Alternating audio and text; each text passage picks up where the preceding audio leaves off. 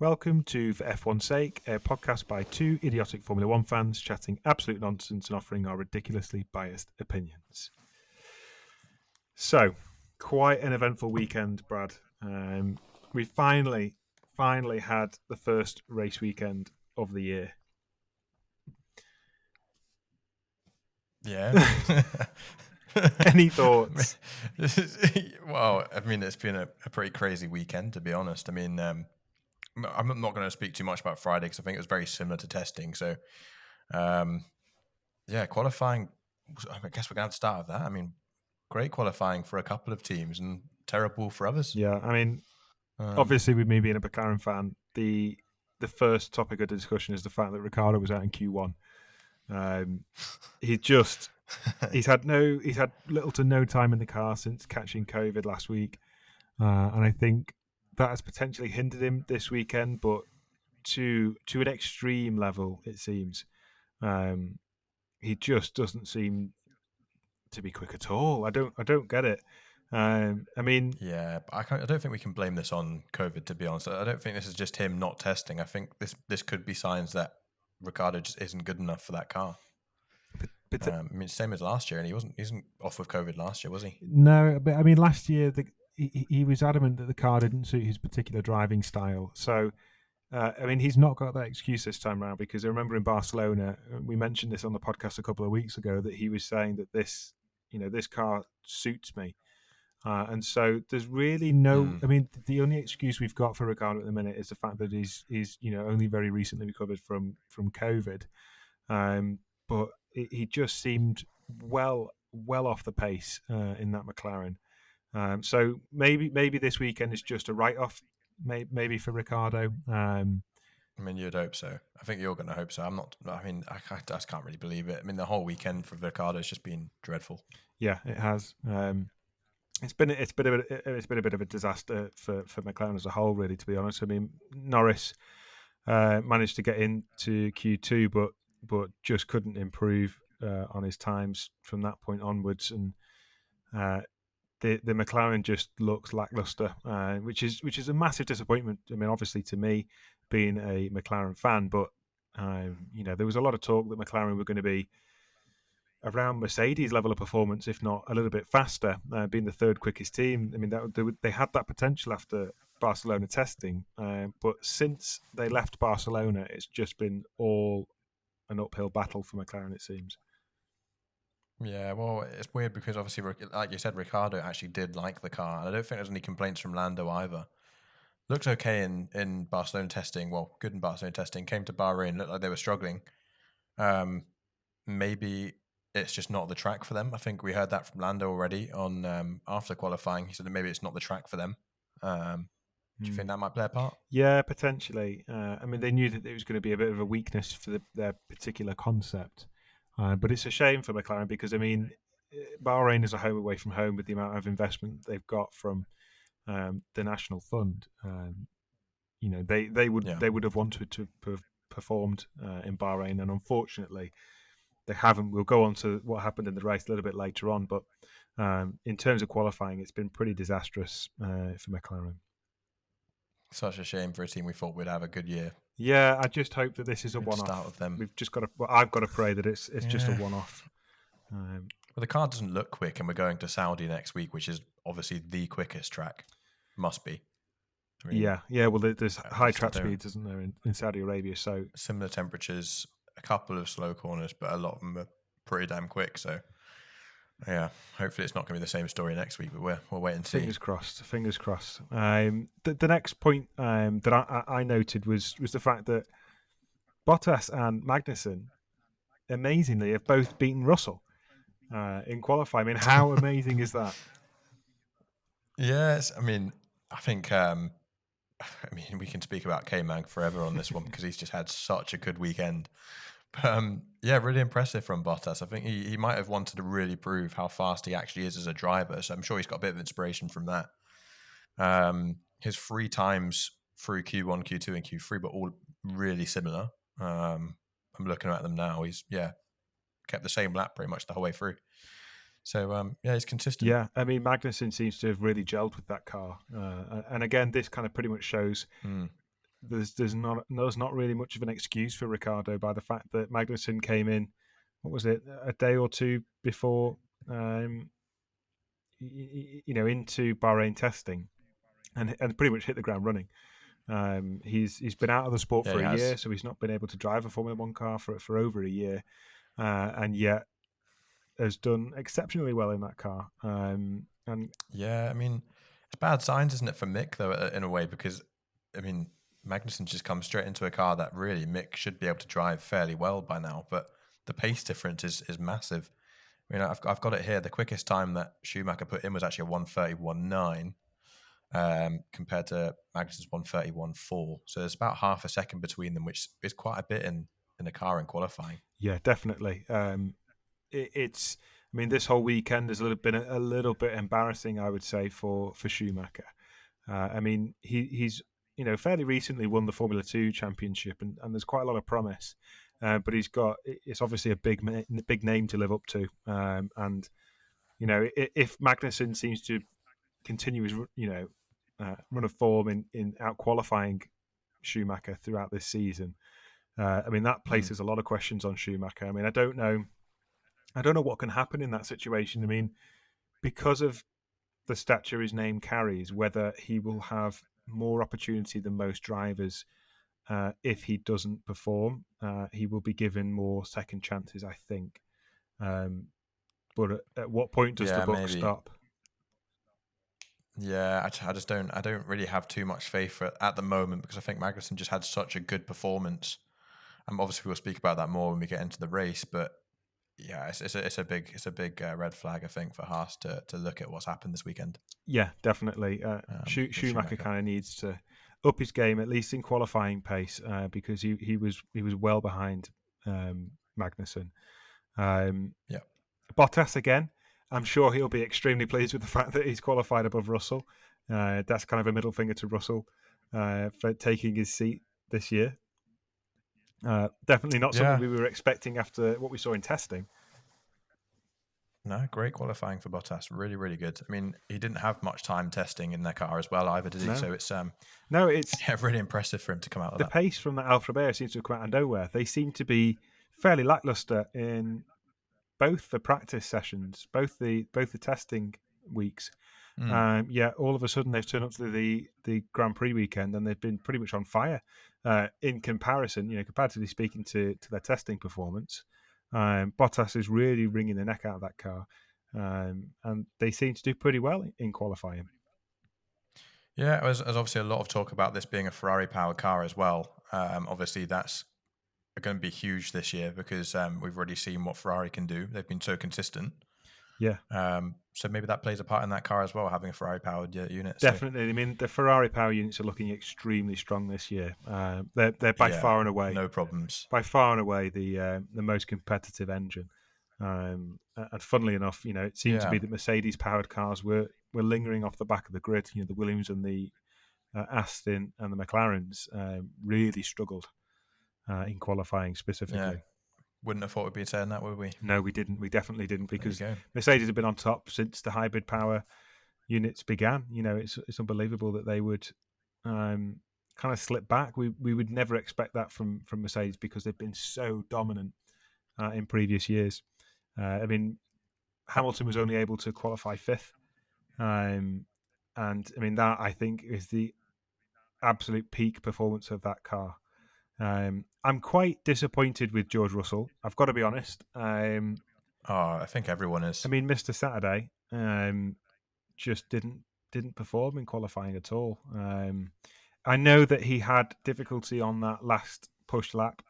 He overcooked his tyres on the warm up lap, and that led to the performance of the dropping off. And I think he was a second down before the end of the first sector, and so he pretty much abandoned that lap. But I mean, there's no excuses in the top flight of Formula One. He's had 3 years in Williams. He knows what he's doing. He's now been promoted to first class team.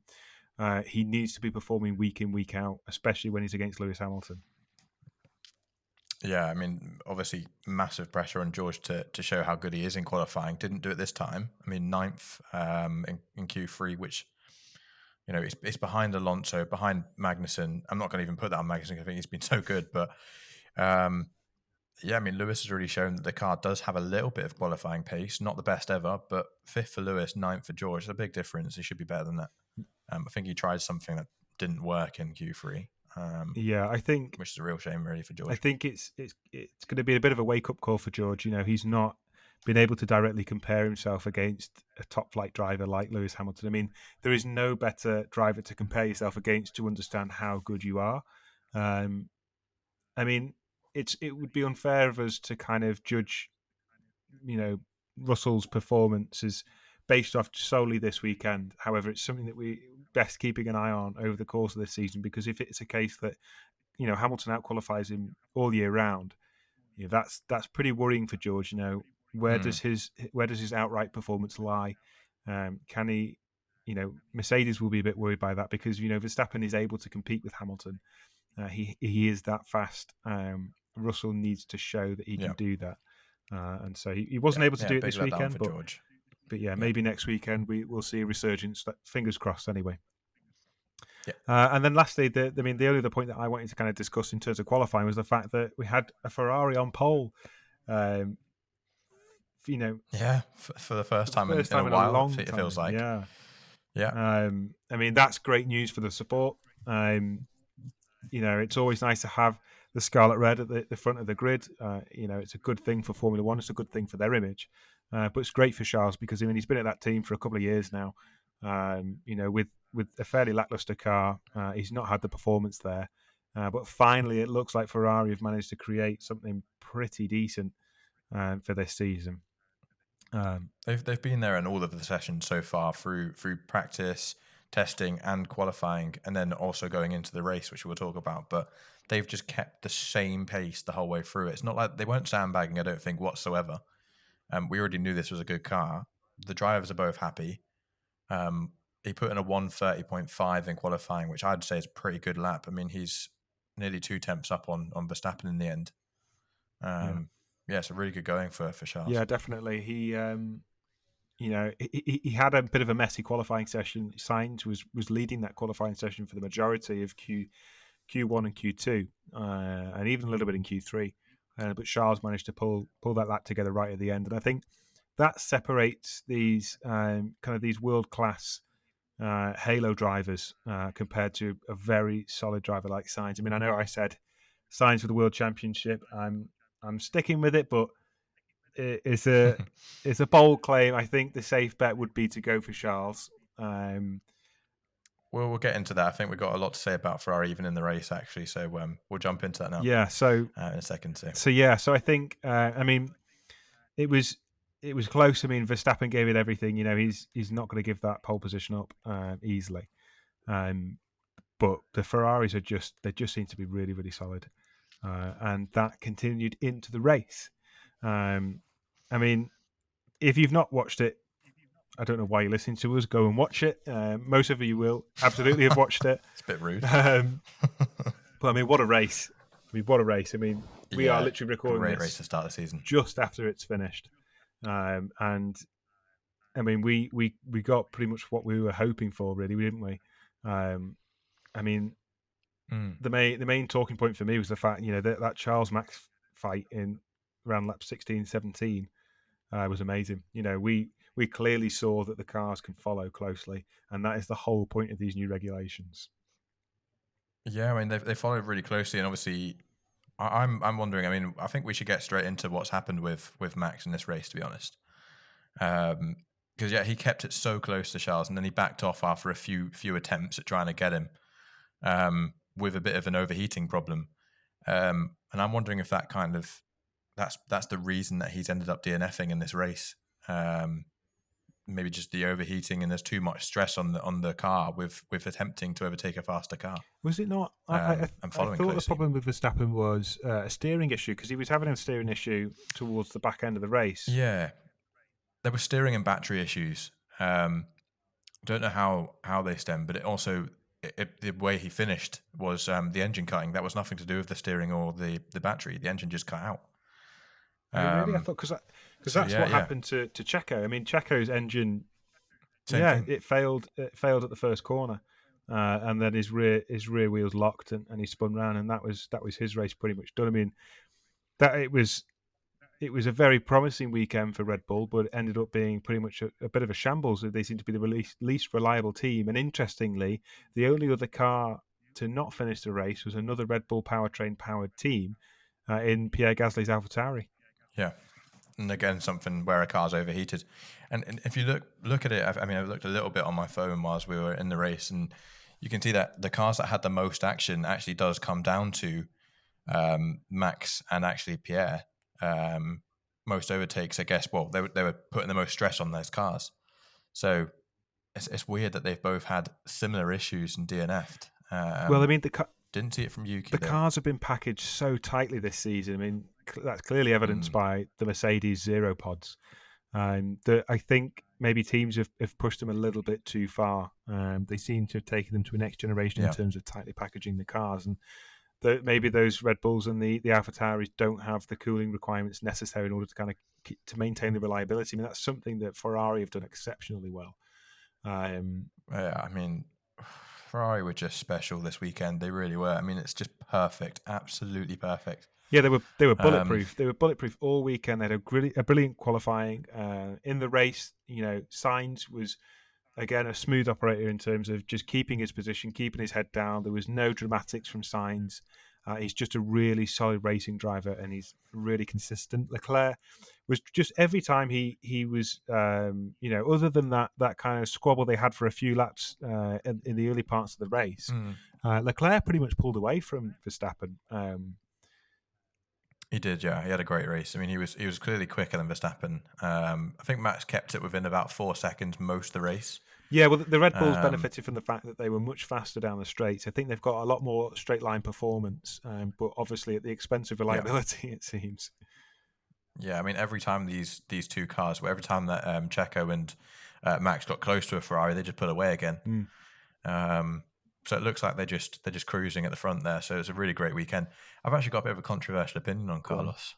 I don't think this was his best race, even though he's come second. I think he's too passive.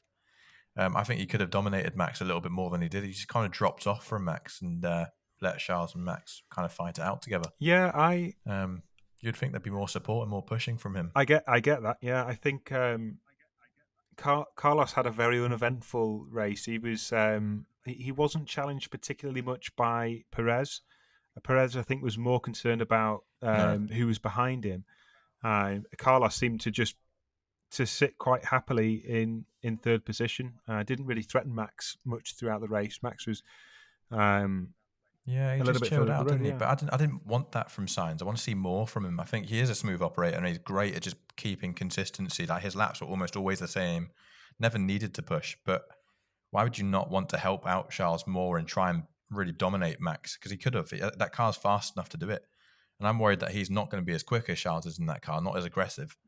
But maybe we haven't seen that yet. Maybe he's just not had the opportunity. We don't know what Ferrari's strategy was. Maybe they were just keeping it the way it was. And I don't know. Yeah, well, weird. we heard fairly early on that Carlos Sainz was signalling that they were wanting to go for a 3-stop, and so I wonder whether he was managing his tyres. Well, then again, if you're doing a 3-stop, you're managing your tyres. King of tyre management, isn't he? So I don't know. Maybe with it being the first race of the season, they were given specific instructions in terms of just making sure they bring the car home in a decent position. If you're getting hounded from behind, then yes, obviously you can defend and push a little bit harder. But if it's a case that Sainz may have just taken the viewpoint of I'm not as quick as Verstappen this weekend, and so I'm just going to make sure I'm in that fight in case something does happen, which it inevitably did. I can be there to scoop up the points, and he did do that. He kept himself out of trouble so that he could come in and scoop away that second position as soon as Verstappen had his difficulties. Yeah, so, true. He did. I mean, I'm not going to take it away from him. Great weekend for him as well. So yeah, definitely. So I think for Red Bull, this has been pretty much a disaster since the flag dropped in the race. I mean, they do have the speed. The speed is definitely in that car, and I think due to the fact that they've got that extra straight line performance. I think in Jeddah, where we've got these really long straights, Red Bulls are going to be really difficult to beat. The Ferraris, I think, will suffer a little bit more on that circuit because of that fact. However, we still don't know really. We've not got the We data. don't know because we haven't seen that from the cars. We haven't had enough straight line speed yet. I mean, we've obviously got a few straights and 3 DRS zones on Bahrain, but we haven't seen it where it's just pure speed, especially on speedy corners. I don't know how Pure any of speed that's on going to speedy fare for any corners. of these drivers. But speedy corners. Yeah. So yeah, I can't wait for that track as well. But yeah, more to come on that. yeah, we both really love the Jeddah circuit. I think all the action that we had last season from that track, and the fact that it is so high speed, it's a pure racing spectacle. So I'm really looking forward to seeing how that. Hopefully, Max can keep it out of the walls. Yeah, fingers crossed. I mean, we want to see another title fight, and if the Ferraris and the Red Bulls are as close as they are today all season, we could be on for a repeat of last year. I mean, fingers crossed. I mean, that is the ideal scenario, really, isn't it? Yeah. Well, we're going to find out. I mean, I think going into Mercedes actually now, they actually are quick on the straight lines. Looking at the stats, they have got some of the quicker times on that straight, but it's not getting into the corners very well at all. And we saw that a lot, especially when they came out on fresh tyres. That was just awful for Lewis. We saw that a few times. Yeah, he was sliding all over the place as soon as he put those hard tyres on. But those hard tyres seem to be a very strange decision for Mercedes. We said it straight away as soon as we saw that. What happened there? Bizarre. I don't know what strategy they were. I don't know whether they were thinking, because it was such an early pit stop. I think it was lap 17 or 18 that they decided to pit Hamilton for those hard tyres. And so clearly it was too long to go to the end of the race on that particular set of tyres. So why put yourselves on a tyre that has less performance so early on in the race? Yeah, it's strange, isn't it? I mean, 3 stops for pretty much every team. There's a couple that had 2. I think Max was the only person that stopped 4 times with the safety car. But yeah, it just made no sense. Their strategy didn't make sense from the start. I mean, it was fine, obviously, starting on the softs. Car looked fine, came out on the hards, and they had no traction whatsoever. George didn't moan so much, but obviously Lewis, when he's not got traction, he's always going to moan. Yeah, well, he seemed to come in fairly soon after that for a change of tyres again. It was just... It was only about 15, 20 laps after, wasn't it? Yeah, I think Mercedes dropped very lucky this weekend. I think there's clearly a lack of performance in that car, or the lack of ability to unlock the performance, I should say. A lot of the experts are saying that there is performance locked in that car. It's just whether they can extract it because they've been suffering from the porpoising so drastically over the course of testing. But I think I think Jeddah's going to be a big test. Yeah, I mean they were 5th and 6th all weekend, pretty much speed wise, the Mercedes. And that is exactly where they stayed throughout the race. I think they dropped lucky by the fact that the Red Bulls DNF'd in terms of being able to scoop up that remaining podium place, because if the Red Bulls were still in that fight, no matter how slow they were, Mercedes would not have overtaken those Red Bulls. They weren't quick enough. No. It got close a couple of times, but every time it came close, sort of looked like Perez was just going to pull away again. So it's nothing special from Mercedes this weekend. No, I mean that. I think damage limitation. Yeah, right? I mean that. That flattered them. That result, I think, because I mean, if you look at the pace deficit to the front runners in terms of qualifying, they were fairly well off the pace there. But you mean they were pretty much a second a lap slower. I mean, they were 38 seconds or 32 seconds down by lap 40. That's a pretty big deficit. A team can't overcome that deficit overnight. We're not going to see them recoup that by next week. It's going to be a season-long battle, I think, for Mercedes to try and recoup some of that performance. You can look at the finished result and say, okay, well, Mercedes got onto the podium and Russell finished 4th. Maybe they aren't so bad, but if you look into the details of exactly how far off the pace they were, I think they were very lucky this weekend. I mean, Toto should be grinning from ear to ear with that result. I think, obviously, it's been a great drive from the drivers. I mean, they've extracted all the performance they can from that car in order to put themselves in a position to kind of grab those points as and when the opportunity arose. But I think they've got a lot of work to do back at the factory to kind of bring that car into the title fight. Yeah. Lewis has already said that, and straight after the race, Lewis said, this car needs to go back to the factory. They need to work on a few things and just see what they can do. But like you said, it's not going to be a quick change. We're not going to see a Mercedes that's going to be challenging the title straight away. It's not going to happen. No, I Um, don't. I don't so think yeah, we're we're just going gonna to have to see. wait and see what happens with Mercedes.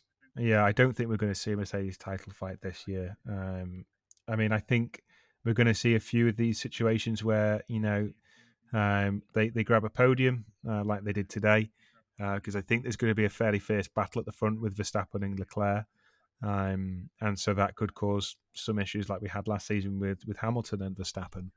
I mean, Verstappen was furious when he started to encounter these issues. I've never heard him. I mean, he's quite a feisty driver as is, but I mean, he responded fairly outlandishly when he started to encounter It these was issues. aggressive, Yeah, wasn't it? even early on in the race, in terms of being told to kind of maintain an average pace, or reduce his pace for his outlaps after he changed his tires, which he wasn't happy about because of the fact that he was noticing a deficit to the Ferraris when he came out. He just seemed frustrated by the fact that the Ferraris are as quick as they are.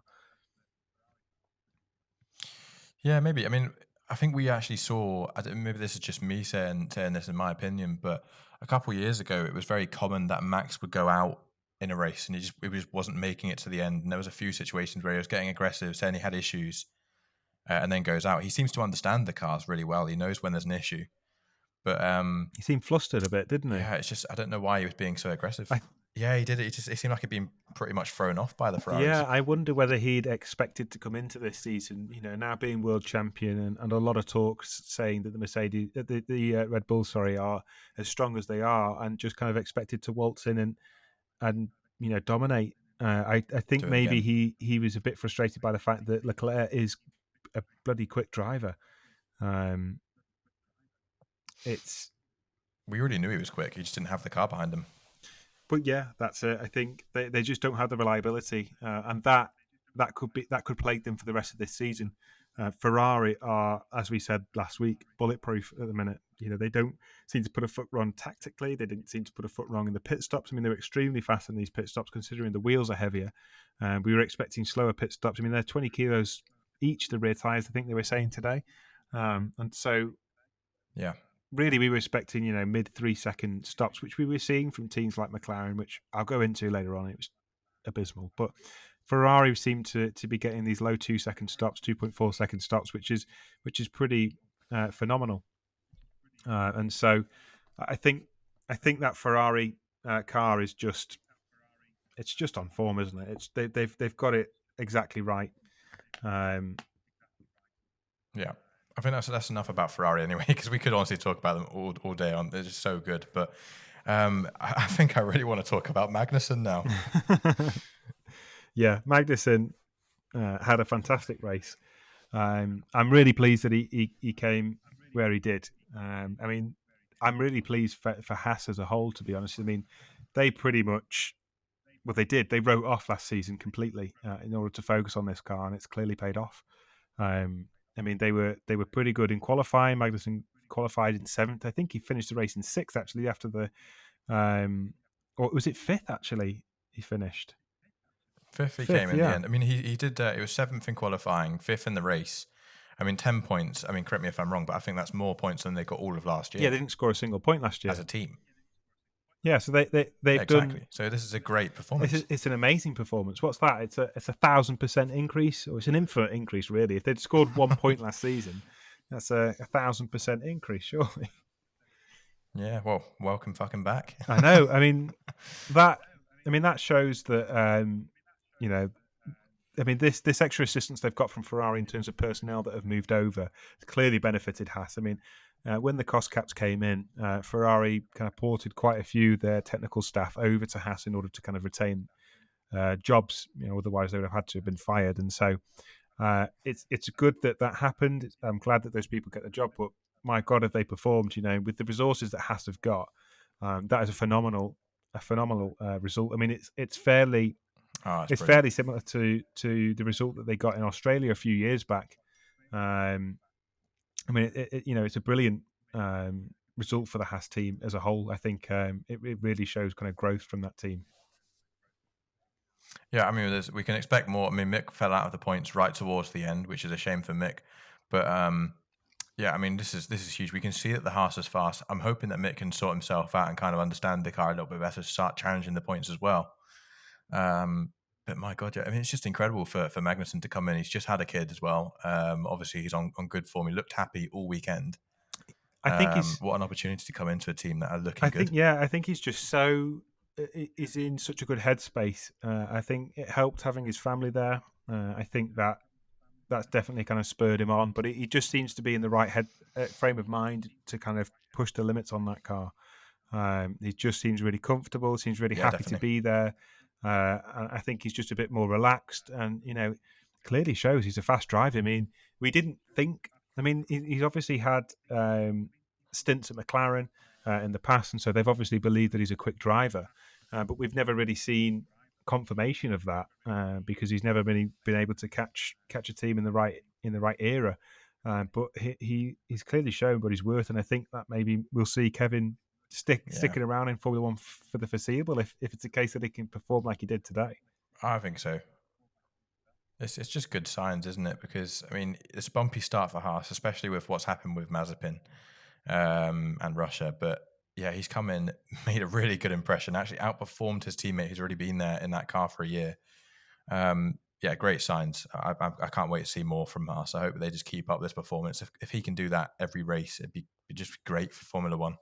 Yeah, I think it kind of has exposed Schumacher in a sense. With how little time Magnussen has had in this car, it's kind of really shown a bit of a weakness with Schumacher. I don't know kind of what's been going on that side of the camp in terms of he didn't have a particularly Mm. good qualifying session. And he just didn't. He just seemed to fall off Yeah, the pace in the race. I mean, I think he came to his highest place in the race was 10th, but I think he fairly quickly slipped back later on. it might have even been high. I think it was eighth. I think he got to eighth, and then he got taken over by Yuki Alonso and Guan Yu Zhou.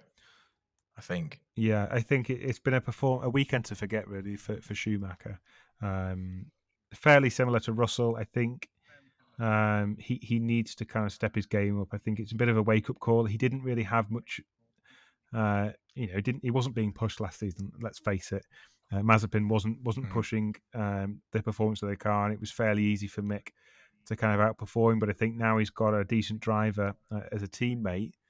He's got to really kind of book up his ideas and say, right, okay, we've got a decent car now. I've got to extract that performance because if I can't, there's so many people waiting in the wings to kind of take over from that fact. And I have every faith that Schumacher will come good, but he's got to put that work in now. He can't just sit back and expect it to come to him. He's got to work hard and Yeah, it's an eye opener. yeah, definitely. But I mean, talking of Guan Yu Zhou, he had a really solid weekend. Yeah, I was really impressed. Really, really impressed. He's such a clean driver. I mean, we didn't see any overtakes that were dodgy. He didn't touch anyone, no contact. Yeah, he just had a clean race. He looked like he's meant to be there, actually. Yeah, I mean, I was skeptical at first. I mean, it's a shame, for Oscar Piastri. I mean, we've spoken about him a lot in previous podcasts, but it's Mm. been a shame for him to have to sit on the sideline. Bearing in mind the fact that they were teammates last year in Formula Two, and Piastri outperformed Guan Yu Zhou at pretty much every race weekend. He's far superior the Yeah. driver. However, he has to sit on the sidelines and watch Guan Yu Zhou, have his Formula One debut, which must be very difficult for Piastri. But all credit to Guan Yu Zhou. He's been a fairly solid driver this weekend. He had a fairly uneventful race in the best possible way. He was fairly similar to Bottas on pace, which is no mean feat. I mean, Bottas is an excellent driver. I mean, he is essentially one of the masterminds behind Lewis Hamilton's championship fight over the past few years, and he's Mm. outperformed Lewis on a number of occasions. And so, to kind of stick with Bottas, obviously he hadn't exceeded Bottas's performance, but I think that he can rest easy tonight, Guan Yu Zhou. I think he's had a good weekend. Absolutely. He's not waited long, has he, for his first point? I mean, one race and you've gotten a point. That's what you wanted, really. I mean, I think he can do better, and he's just going to get better because these three drivers in front of him that I can see now, their times are all very close together. He actually lapped fast on all of them on fastest lap, but Ocon, Tsunoda, and Alonso, I think they are for the taking. They aren't in the quickest cars, and we've seen that Valtteri's quicker than them anyway. But yeah, not too much action, but he still showed that he could overtake the other teams that have been there for a while. So Yeah, I mean, we were fully yeah, expecting Joe to be pretty much the back of the grid. After looking at that car performance wise in the first couple of tests, we thought it was an inevitability. But he's done pretty well. And taking his place at the back of the grid are the McLarens, unfortunately. yeah, They just had an abysmal weekend. The car's been piss poor since they got to Bahrain for the first test last week. It's been really bad throughout the race this weekend. They were pretty much almost dead last the whole race. Um, I mean, what's going on? What is going on at McLaren at the minute? I know they had front brake issues, but I mean, come on, that can't have impacted them that yeah. heavily in the race. I mean, Huge shame, I think, for McLaren fans going into this, seeing this race, because I know they've got the backing and lots of support from people. They've got the investment. I know you're a McLaren fan as well, but I know there's so many McLaren fans that were hoping for another good performance this year and just keep trying out, what these teams can do and try and challenge for the title. Yeah, just a horrible weekend. yeah, it's definitely been a weekend to forget. Unfortunately for McLaren, I think it's just been a bit of a shame to be honest. They've just not perform. They just don't seem to have the performance in the car, which is so strange because of the fact that they were being pipped to kind of outdo Mercedes. They seem to have the performance in Barcelona, and since then they just haven't. Yeah, I they mean, did. it was exacerbated by the fact that they had a horrific stop with Lando Norris on lap 44. It was a really, really poor performance. I mean, the team as a whole just seems to look a little bit unsettled. There's just something isn't clicking at McLaren, and I hope that they can kind of resolve the issues that they've got. I mean, clearly the issues run deeper than a front brake issue. There must be other things Oh going on yeah. behind the scenes for them to kind of have such a poor race. Someone's got to be at the back, haven't they? And I think, unfortunately, the way this race has gone, I can see McLaren being there for a little bit longer with the Astons and Williams. But I mean, yeah, I can't even back anything up. There was no good overtakes. There was nothing to talk about with McLaren. It was just an awful race all round. Bad pit stops, bad qualifying, especially with Ricardo. Yeah, What else can we say? they won't be going home with their heads held high. I just hope Yeah, they're it's a not shame. dwindling off the back for the rest of this season. I mean, they've been had like we said, they've had such a steep upward trajectory. We were really hoping to see something special from McLaren. I hope that they would have been able to sort out those gremlins from the brake issues from testing by now, but it seems that that just isn't the case. It's just such a shame because they had so much Mm. promise, and it's a shame as well for Williams, to be honest. I mean, again, like Haas, they pretty much abandoned last year very early on. They've been dwindling off the back for a number of years. They've got this new investment in place. They've got some good drivers, but again, didn't seem to have much pace in the car. I mean, Latifi was I think was dead last for most of the race. They just don't seem to have got the concept right. And again, I think it's a similar situation by the fact that they've gone down a similar concept to Mercedes. However, obviously, don't have the resources of Mercedes, and it's impacted them even more so. It seems to be these Mercedes powered teams that are Yeah. suffering the most. I think to put this into perspective for you a little bit on how bad they actually are, there was a safety car until lap 50. They had 6 or 7 laps to get back into this race, once being bunched up. At the end of that race, Hulkenberg was 1 minute and 3 seconds behind the leader, Wow! over 7 laps, which is Wow! beyond me. It's just really insane. And Guan Yu Zhou in 10th was 20 seconds behind, which isn't bad. It's respectable. But that A minute accurately behind. reflects their pace deficit. But I mean, a minute behind me, the Aston Martins have been nowhere since day dot. They seem to me like they're in big trouble. Oh, massively. I mean, you can't be 1 minute behind in 7 laps. That's not right. No. Just too There's a slow. fundamental concept issue, I think, there with that car. I would be surprised if certain staff members stay there for very long because we know how impatient Stroll is. I think they've got to start from scratch again. They by far and away look the least secure team. I mean, Williams have had flashes of um, performance. Obviously, we had McLaren in Barcelona showed that there is performance in that car when the issues are sorted. We've had Albon in the Williams that at certain points in that race was doing really well. It's definitely outperforming the pace of the car, but it never seemed to happen for Aston Martin throughout that race. No, I didn't. They Yeah, I wanted to put out of Formula One, to be honest. I mean, Aston Martin's one of the most prestigious car brands and, brands in general around the world, but they're just making a bad name for themselves in Formula One, especially being owned by the Strolls. I think they've just made a mockery of this entire brand. strong words. Yeah. Yeah, well, I believe that. I really do. I mean, when I heard Aston's coming into Formula One, I thought this could be incredible. I thought they would have a really good chance of challenging even the mid-table, but now they're at the back, obviously. Um, yeah, like what's Well, happened I there? think You wouldn't see that if Porsche came in, would you? no, definitely not. I think Porsche would. I mean, like we said last week, I mean, Aston Martin are biting off more than they can chew. I think they're building a new wind tunnel. They've got a new factory that's being built, and I think once those facilities are up and running, once they've had those up and running for a couple of years, they've ironed out the kinks. I think at that point, there Mm. could be a case for them to start challenging for podiums and potentially even titles. But you know, they don't have that groundwork in It's a place. premature Yeah, start. I think so. They don't have that groundwork in place yet. And I think that's impacted them fairly negatively. I think the expectations set by the Stroll family were far too high, clearly shown by their lack of performance. Um, yeah, I just think that they're out of the depth at the minute. I think once those facilities come online, we'll see a rejuvenated Aston Martin. But unless they can find some performance in this concept, I think it's back to the drawing board for them, unfortunately. Yeah, I can see them actually changing who's supplying them their power unit. I don't think they're going to stay. It's a Mercedes car now, isn't it? Um, Yeah, it is, but I mean, they technically, couldn't go to Ferrari. They just couldn't do that because they can't go to Ferrari, obviously. Can they go to Honda?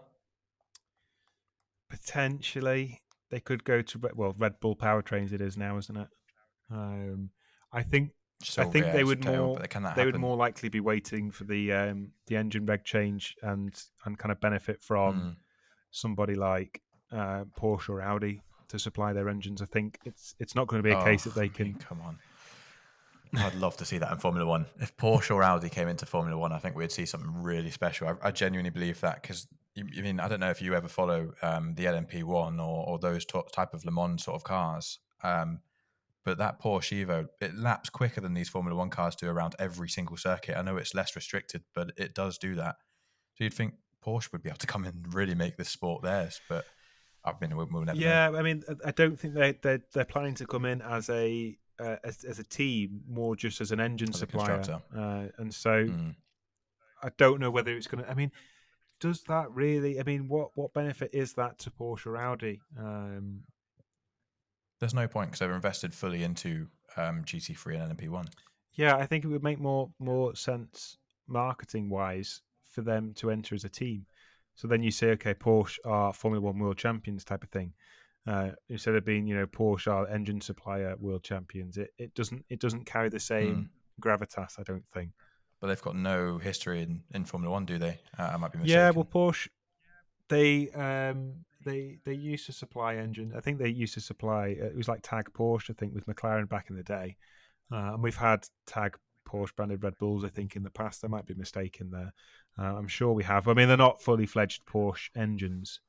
Um, I don't even know how we started talking about this, to be honest. It's a bit far off from Formula One right now, isn't it? um, But yeah, but in the future, yeah, but maybe. going back to Aston Martin, I think it's a case of it's fundamental, the issue. I don't think it's a case of performance that needs unlocking from the car in a similar sense to Mercedes. I think that concept is Mm. fundamentally flawed. And I think unless they go back to the drawing board, they're going to be dwindling off the back, and they could do a repeat of what Haas did last year. Um, if I was Aston Martin, I would be fairly worried, to be honest. I mean, all of this is coming through one weekend. I mean, I could be completely overblowing this, and they could be a fairly Yeah, strong we mid-table. still need to see Seb in that car. Yeah, yeah. I mean, it'd be interesting. I mean, Hulkenberg unfortunately had a bit of a weekend to forget. He didn't really do much coming back into that car. Um, No. he's not really done much of a case for him to be back in Formula One, unlike Kevin Magnussen. Um, Hmm.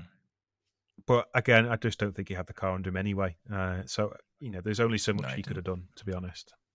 But Yeah. one thing that I did find that was really good. I mean, we clearly saw in the race that these cars are able to follow closely.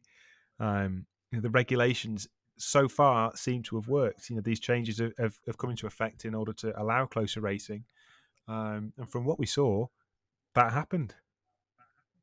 Yeah, it did. Loads of overtaking, especially in the middle of the field. I mean, this is the first time in a long time in Formula One where I feel like we weren't actually watching the leaders very much at all through the cameras. It was more midfield because that's where all the action's obviously happening. And even on the early laps, we saw them so bunched up Yeah, straight yeah. away. Even it was like there was two fields, though, wasn't it? There was the front pack and then the back pack. And they were all kind of in a Yeah, what did gaggle. you call it? F1.5 at the back. um, Yeah, we'll stick with yeah, that F1.5 with F1.5. the McLarens, Aston Martins, and Williams. Um, but yeah, I mean, we saw it obviously, like we were saying before, with Charles and Verstappen, and they were able to come back at each other for a good 3 or 4 laps.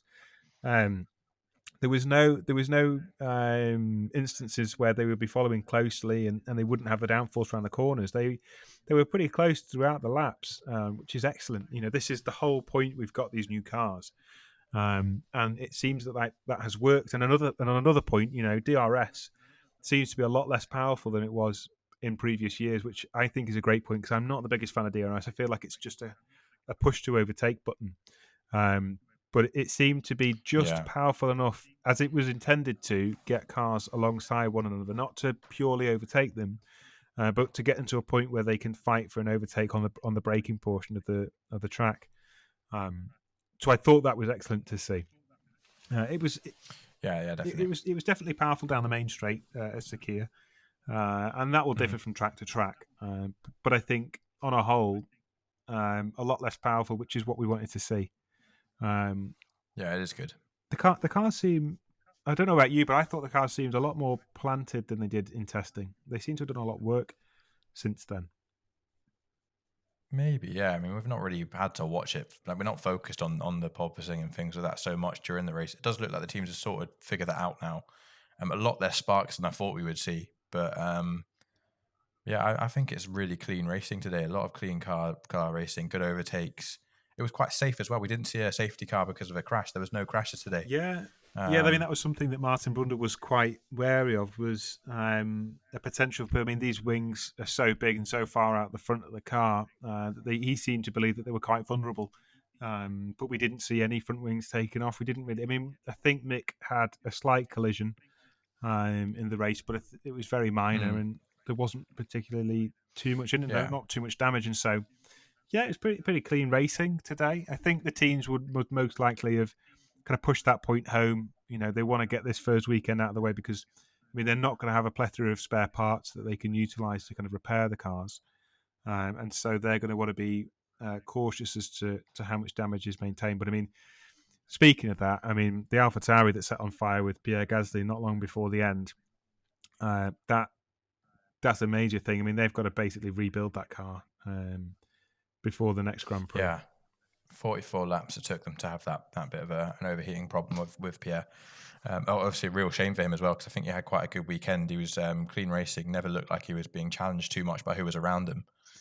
Held off Valtteri for a long time as well, but yeah, overheated. Same as what we've seen in the other Red Bulls potentially. We need to see more about that. I think there'll be more in the news, but yeah, real shame for Yeah, Pierre. he seemed to just have a And have to complete rebuild. engine failure again, similar to Checo, but Checo's Mm, was on the entry to corner one. Um, I can't believe that last lap of the race. yeah, there's definitely some issues there with the Red Bull powertrains. They're going to have to sort that out. Um, Otherwise, they're not going to be fighting for the championship. I mean, if you look at the constructors' championship now, it's Ferrari first, Mercedes second. Which, if you'd watched every second of this weekend and Yeah, testing, you would never have expected that. I mean, you'd never say Haas are that. higher in the No way. constructors' championship and drivers' championship than Verstappen and Red Bull. I mean, what world are we living in? Yeah, I think there's actually a little bit of karma on this. I think there's karma because I've seen so much on Instagram and TikTok of all the Red Bull workers and even from Horner just having a laugh and going, "Oh, Mercedes are a little bit slower." It's all of that. But I mean, look at your cars now. How do you even? I don't even know how you put that into words. It's just insane that they have 0 points coming out of this when they look so strong from testing to now. Yeah, I mean, they're the opposite but very similar to McLaren by the fact that they've got the pace, but they don't have the reliability. Um, Hmm.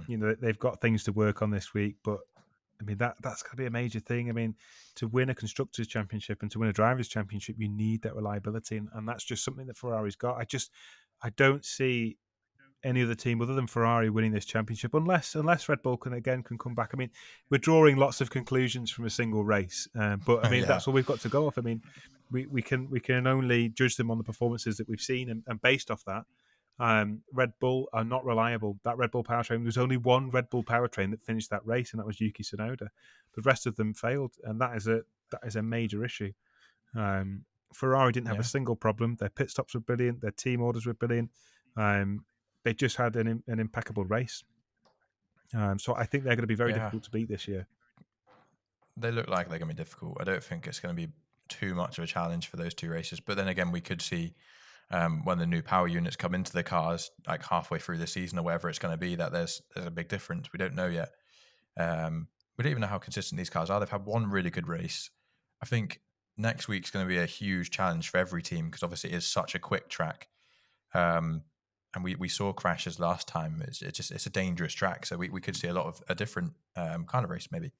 But yeah, I'm looking forward to it. Yeah, definitely looking forward to next week. I think it's a completely different track again.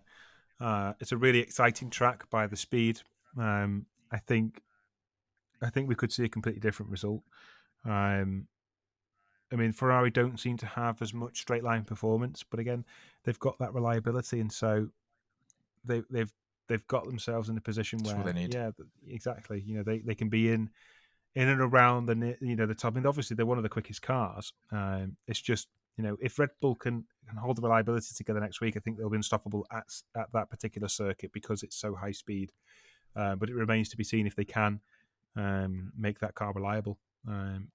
It's going to be interesting. I mean, the Yeah. season is set up to be a really good season. I think. I mean, it was a bit of a push. The commentators today saying that we've got a three-way title fight. I don't see Mercedes joining that title fight. I don't, to be honest. No. I can't see Mercedes join that title fight one bit. I think it will be between Red Bull and Ferrari when we come down to the races. I think the real competition is going to come when it's a street circuit because these cars clearly aren't great on the slow corners and there's a lot of locking up today.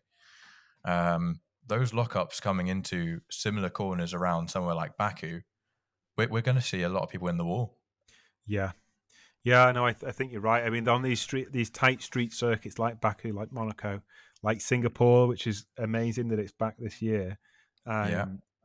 We could be seeing some big accidents. To be honest, I mean, um, Maybe not high speed accidents, but a lot of damage coming into cars with the front wing especially because of lockups. I mean, we saw so many today and big ones as well. There's a few that were a few seconds long, just drifting off the corners. well, yeah. I mean, and Um, this is another point to making sure that your car is reliable because it allows you to be opportunistic.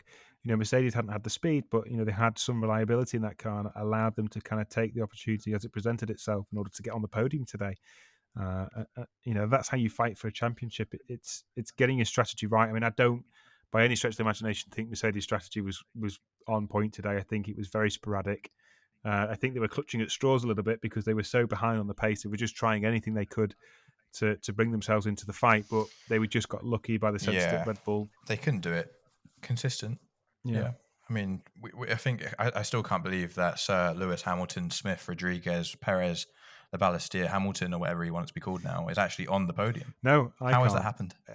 He's the luckiest driver on the planet. I've always said that. Yeah, he is. Obviously not in Abu Dhabi last year, but I think he's extremely lucky. But he puts himself in a position where he can be opportunistic and grab results where Hmm. he's not necessarily deserved them. I'm just disappointed by George Russell, to be honest. I just feel like it was a bit of an anticlimax Yeah. this weekend. They've been so excited for him to join Mercedes, and he was so good for them at this race a couple of years back when Hamilton had COVID. I was really expecting something special from George, and he wasn't. He didn't shine at all. He was just very off in the background. He was a few seconds off the pace of Hamilton the whole race. Never really challenged Hamilton. I don't know whether there was team orders behind that. But I just felt it was very much an anticlimactic weekend for George, and he can't Yeah. allow Well, that. let's wait until next week now. We need to see what he does because I think it's an eye opener. It's his first race. Let's give him a chance because, looking at the calendar now, I've got it up in front of me. So obviously Jeddah next, very different sort of track. But then we're going into Australia and Imola straight after, two really testing tracks. And they haven't driven Australia in quite a while now, unbelievably. Yeah, and the Australia track's been completely reprofiled as well. So they've reprofiled quite almost every corner, I think. And so Australia's bound to be, I think, now one of the fastest circuits on the calendar. It's Should be. rivaling Jeddah, Yeah. I think, with the way that they've reprofiled those corners. And so again, that lends itself to the Red Bull. But there's so much up in the air. There's so many variables. Um, I think we're lined up for a cracking season again. So if you've just got into Yeah, we Formula are. One, and you felt like you missed out last year, you could be in for another really good title fight this year. And this is what we want to see. I mean, we've been waiting for this for so many years. We've had such a dominance from Mercedes over the past decade. It's so nice to be in a position where we genuinely believe that there could be a completely different championship winning team again this year. So we've had Mercedes in 2020, Red Bull 2021, we could have Ferrari in 2022, and then I'm hoping McLaren in 2023. All right. I'm putting it out there. Let's go for Norris World Championship 2023. We're a year away from even starting. We're a that, year so away from that. I'm not going to say that yet. I'm probably going to put down K-Mag for championship next year. I put him down for championship this year. I'm gonna retract my science championship. K-Mag for World Championship this year. Haas Constructors Championship. Well, I think we've come to the time where we're actually going to get into my 5-minute Formula 2 segment.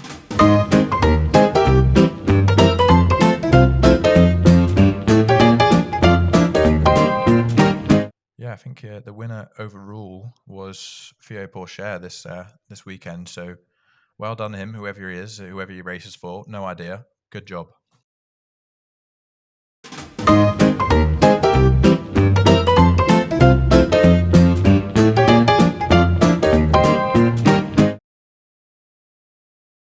If we're idiots at F1, we are more than idiots in Formula 2. I mean, we are complete newbies. I mean, we watched the Formula 2 when we went to Abu Dhabi, didn't we? And we thoroughly enjoyed watching it as a spectacle. Yeah, what a time that was. But it's a great way to kind of understand the next generation of drivers. And I think this year, what a year to be in Formula 2. I mean, there's so many potential Formula 1 vacancies up for grabs. You want to be in Formula 2 this year if you want to get into Formula 1 because absolutely there could be quite a few spots opening up. Yeah. I think we'll leave it at that for Formula 2. And with that being said, I think we'll leave it at that for Formula 1, unless you've got anything else to add. For the podcast in general. No, I don't think. I mean, I could speak forever about Formula 1. I don't think there's anything else to cover with this race. So on to Jeddah. I think it's been a great weekend. It's so nice to get back into the Formula 1 weekend format. I mean, I know we've been excited for this race for such a long time, and it didn't disappoint. The back end of that race was thrilling. So really, really pleased about that. Really looking forward to the next race in Sakir and looking forward to the championship as a whole. It's nice to have Ferrari back on pole. Let's just see if they can maintain their run of great performances. Yeah, exactly. And with that being said, thanks very much for listening. Yeah, thank you.